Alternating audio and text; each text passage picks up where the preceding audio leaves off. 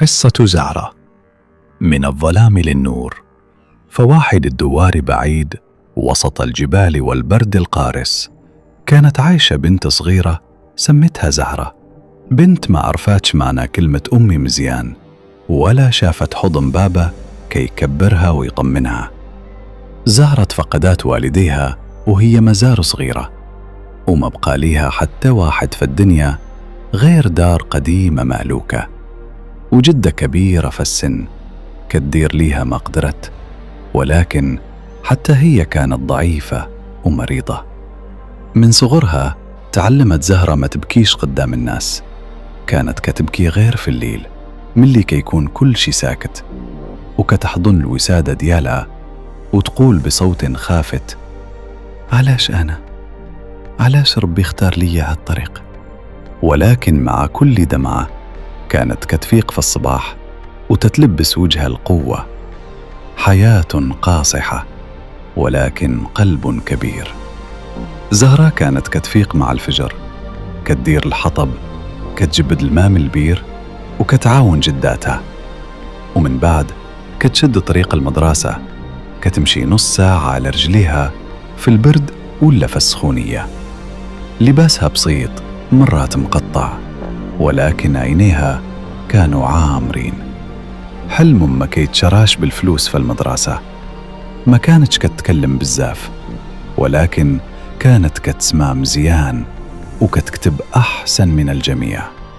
الأستاذ ديالها السي حميد لاحظ فيها حاجة مختلفة: ذكاء وصبر وهدوء فيه ألم كبير.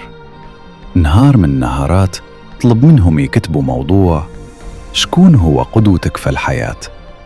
الأطفال كتبوا على الأب ديالهم، الأم، ولا شي شخصية مشهورة. أما زهرة بقات الورقة بيضاء مدة طويلة، ومن بعد كتبات: قدوتي هي أنا في المستقبل، حيث ما لقيت حتى واحد نتبعه. سي حميد تتقرأ الموضوع وسكت، عينيه دمعوا بلا ما يحس. نهار تبدلات في حياتها. في واحد النهار رجعت زهرة للدار ولقات جداتها طايحة وما كتقدرش تتحرك.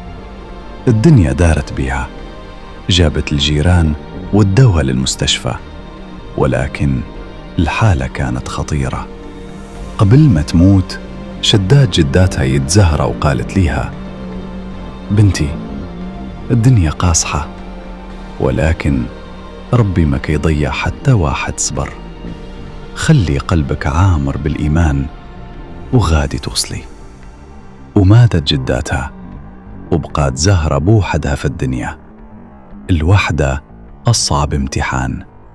دازت أيامي صعاب بزاف، ما بقى حتى واحد يسول فيها. مرات كانت كتنعس بلا ما تاكل، ومرات كتفكر تحيد القراية وتخدم باش تعيش. ولكن كل مرة كانت كتفكر كلام جداتها وترجع توقف على رجليها. سي حميد ما خلاهاش، كان كيعطيها كتب يعاونها، وحتى كيعاونها بالمصاريف ديال المدرسة. وقال ليها نهار: زهرة، انت ماشي عادية، انت قصة غادي تتكتب نهار من الأيام. قوة الحلم كبرات زهرة ودازت للثانوي، وكانت من المتفوقات. الناس بداو كيتبدلوا، اللي كان كيشوفها مسكينة ولا كيشوفها قدوة. ولكن الطريق ما كانش سهل. كانت كتخدم في العطلة باش تعاون راسها، وكتقرأ في الليل حتى كيطفي الضوء. مرات كانت كتطيح من الآية، ولكن مع عمرها استسلمات. لحظة الانتصار جاء نهار النتائج، والدوار كامل مجموع. خرجت النتيجة، وزهرة جابت أعلى نقطة في المنطقة. الناس صفقوا، ولكن هي كانت ساكتة، كتشوف للسماء وتقول: شفتي يا جدتي؟ وصلات زهرتك.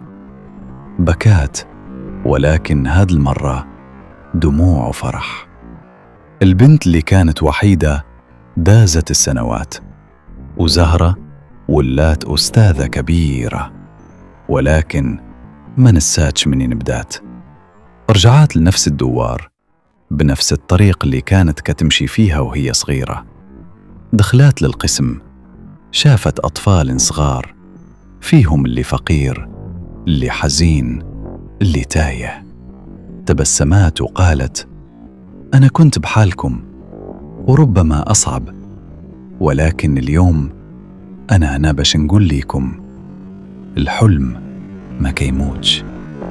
الدرس الحقيقي: زهرة ما بقاتش غير بنت يتيمة، ولات نور في حياتي بزاف ديال الأطفال. علمتهم باللي الفقر ماشي عيب، اليتم ماشي ضعف، والإنسان يقدر يخلق الحياة اللي يبغاها بالصبر والإيمان. النهاية ولكن البداية لأي واحد كيقرأ هاد القصة. إلا كنتي حاس براسك بوحدك، إلا كنتي كتتآلم فصمت، تذكر زهرة، يمكن حتى انتي قصتك مازال مبداتش.